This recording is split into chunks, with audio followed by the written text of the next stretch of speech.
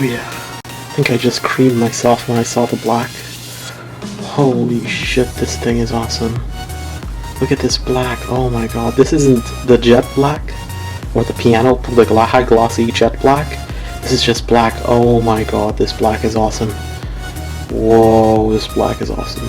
So let's talk about the iPhone 7 first. The iPhone 7 weighs 138 grams, and honestly, it's ridiculously light. I can't believe how light the iPhone is coming out of the box, but it's not a very lightweight. It feels like it has the substance and robustness to it. On the front of the iPhone 7 has a 4.7-inch display with 326 ppi.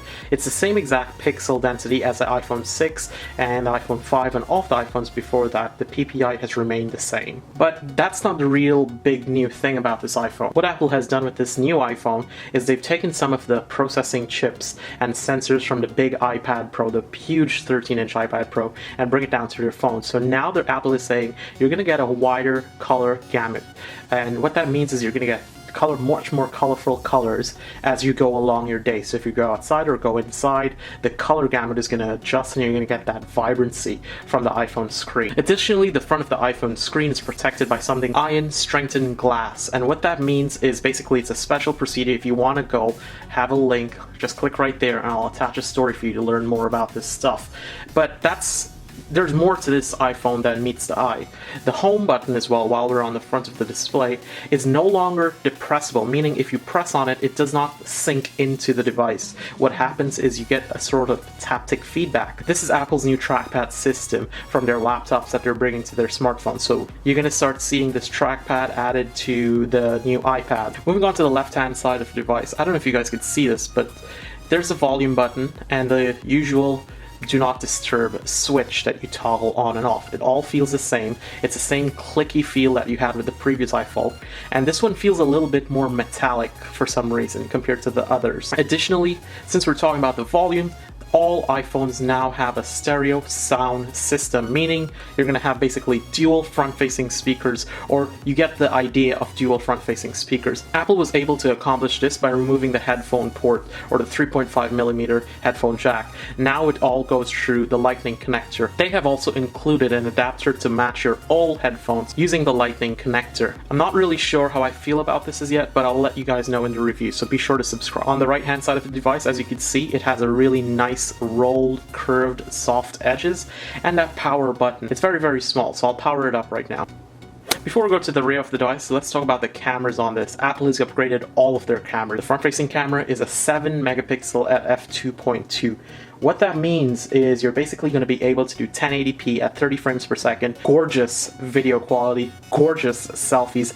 Apple has finally gotten it together and given us something that's wow. But the fun and the upgrades doesn't stop there. In the 7, you also get a new 12-megapixel sensor, and this megapixel sensor actually has a f-stop of f1.8. If you don't know what f1.8 is, I'll show you. Right now, I'm shooting this video at f3.2. This is what f1.8 looks like. Do you see how much blurry my hand just got using an f1.8 or an aperture of f1.8? Not even my fingertip. Look how blurry my fingertip. So this is in focus right now. And look how blurry it goes right outside of the view. So which means you're going to get brighter images, and I don't know if you know about the brightness, but it just got a little brighter in here, and a lot more sharper and a lot more blurrier backgrounds. And the fun doesn't stop there with the camera. The back camera also has a four, not two, 4 LED light bulbs inside of it. So you're going to get really amazing picture quality in low light. Your pictures aren't going to look warmer or cooler, or you're not going to look like a super ghost. Now you're going to get that exact image that you want. Now they have actually one up Microsoft, because Microsoft, they use 3 xenon for all of their top-end cameras. This uses 4 LEDs. Oh my goodness. Now to the internal sort of things. Yes, I know I could have wiped down the device, but I didn't. This is part of the video. This is how it is. This is the experience that you get when you open it. So inside of the chipset, now you have Apple's A10 chipset, and what that is, it is actually a quad-core processing with 6 cores of GPU rendering, meaning you have 4 cores. That's double the amount of processors coming from the iPhone 6, meaning you should blow through tasks. Now the 7 comes with 2 gigabytes of RAM. The storage options has also increased as well to 32, 128, and 256 gigabytes. Obviously, you're going to want to go for the 128 or 256. If you're on a budget, you might want to go for the 32, but I highly recommend you get the most amount of RAM storage space as possible. So 128 should be your option. Now, Apple has also increased the battery size on this. It's 1960 milliamperes per hour, so 1960 milliamperes per hour. That's a huge upgrade coming from last year's iPhone 6, which was 1710, I believe. Now, that being said, Apple says this is going to give you 14 hours, and from my usage of all Apple products, what I've noticed is they don't lie. You might be able to get that 14, you might be able to get a little bit more. That's because Apple has upgraded all of their sensors, which are going to give you a better day-to-day product. But if you want to see it tested out in my review, be sure to leave a comment down below and let me know what you want to see in the review, and subscribe so you get my review on day one. Oh, and one last thing, the entire iPhone 7 and 7 Plus is water resistant, meaning it's waterproof, IP67 they said, meaning you could keep your phone in the swimming pool or go in the ocean with it for up to 1 meter in depth for 30 minutes.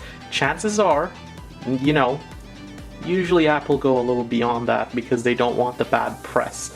If you want to see me dunk this iPhone or take photos in a pool or something, leave a comment down below telling me to do it, and I will do it, but be sure to subscribe because it might be in my review video. Now, this version does ship with iOS 10, and we'll cover that in the review as well. Going back to the home button, in the setup page, now you have the options to choose. Before you had this depressible button, and the 1 feels really light, 2 feels like double touches, and 3 just feels like really deep. I like 3, it kind of feels sort of realistic. Now if you're wondering how thin it is, it's 7.1 millimeters, or...